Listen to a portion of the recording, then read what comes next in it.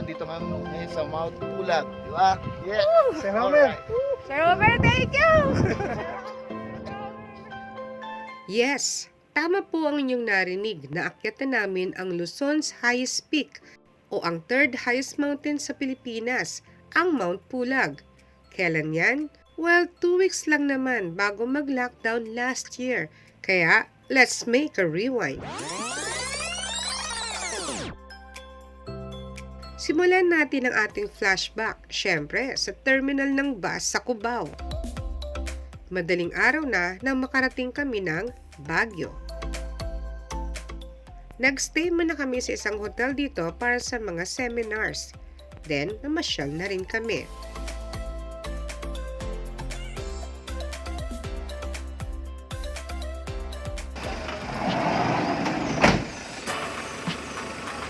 Kinabukasan ng madaling araw ay sinundo na kami sa hotel para bumiyahe papuntang Benguet.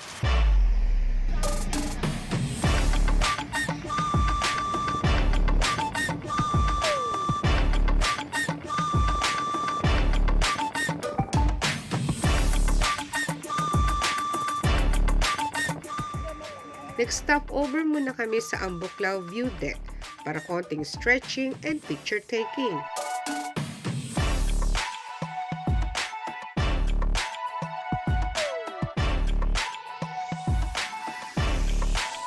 At eksaktong tanghalian, narating na namin ang Bocod Municipal Hall.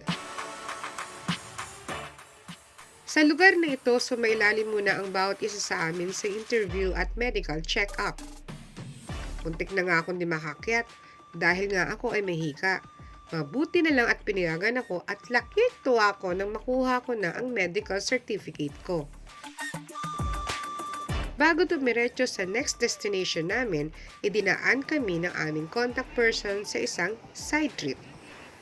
Ang pangalan nito is Badakbak Sulphur Spring, located dito sa Bukod.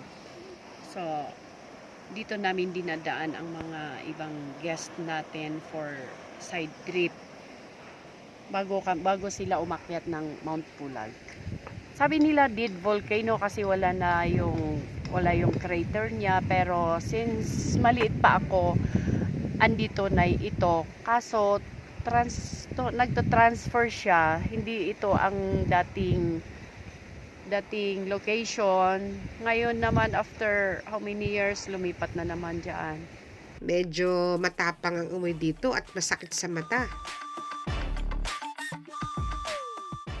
Sunod naming pinuntahan ay ang kanilang Protected Area Office under DENR o Department of Environment and Natural Resources para sa briefing at registration.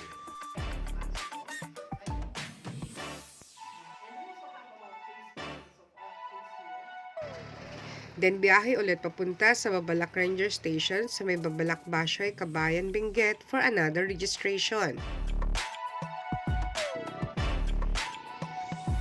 Anong ulam? Sinigang.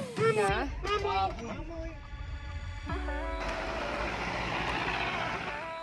Hapon na nang marating namin ang rest camp. Dito kami pansamantala magpapahinga habang hinihintay namin ang oras ng pag-akyat.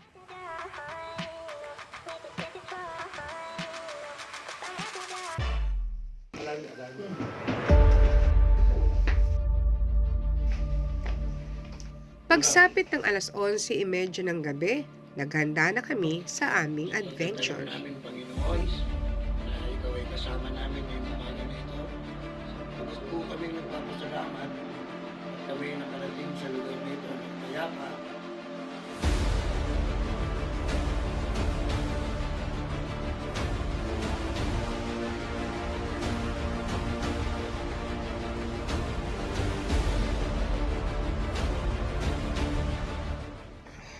Ilang oras bago magbukang liwayway, naramdaman ko na ang pagbabago ng temperatura, pagnipis ng hangin, at ang paghahabol ko ng hininga.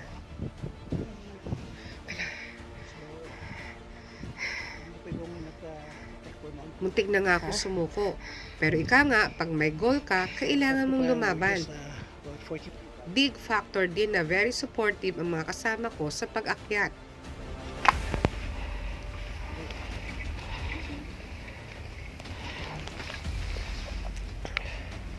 Okay, te. Kaya? Kaya, kaya.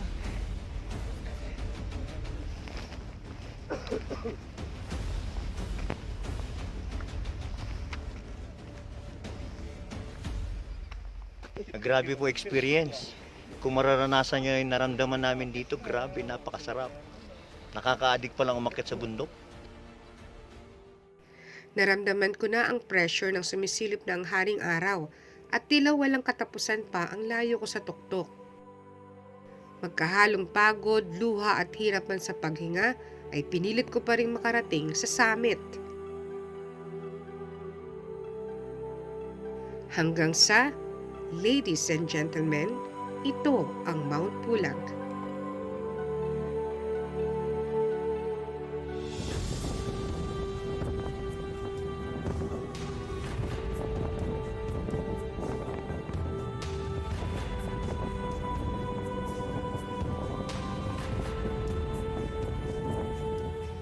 Mount Pulag is definitely a haven for nature lovers.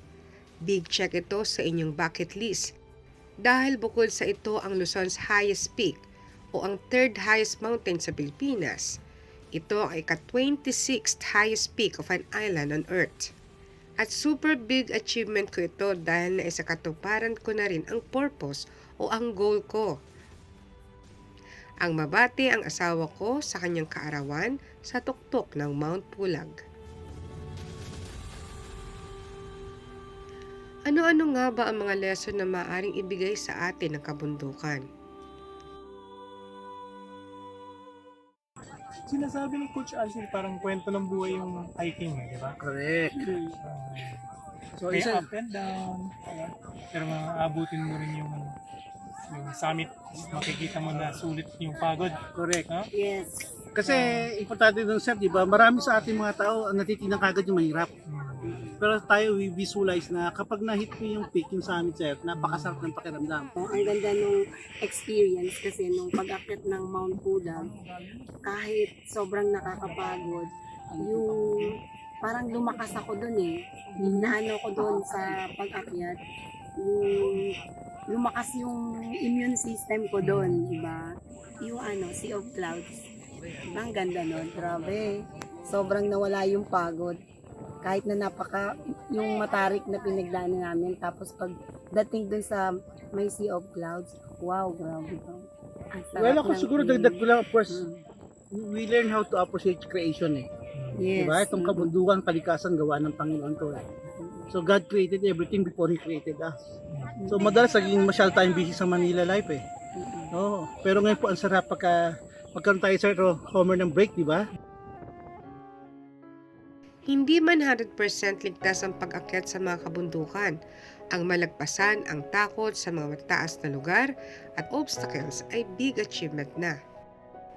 Sunod, kailangan talagang paghandaan ang bawat laban na haharapin, emotionally, physically, financially, at spiritually. Ikatlo, mas makikilala mo ang sarili mo sa bawat takbang na gagawin mo. Ibig sabihin, you will know when to rest and how to continue at a comfortable pace. Lastly, celebrate when it's over. Of course, masaya magdiwang ng bawat tagumpay. But remember, some mountains only require a good pair of shoes. Others require an entire team to conquer. In short, masaya mag-celebrate kung hindi ka nag-iisa. A good team will never leave you. They will push you to your limit. But still, you need to conquer first yourself. Kasi wala namang gagawa nito kung hindi ikaw rin.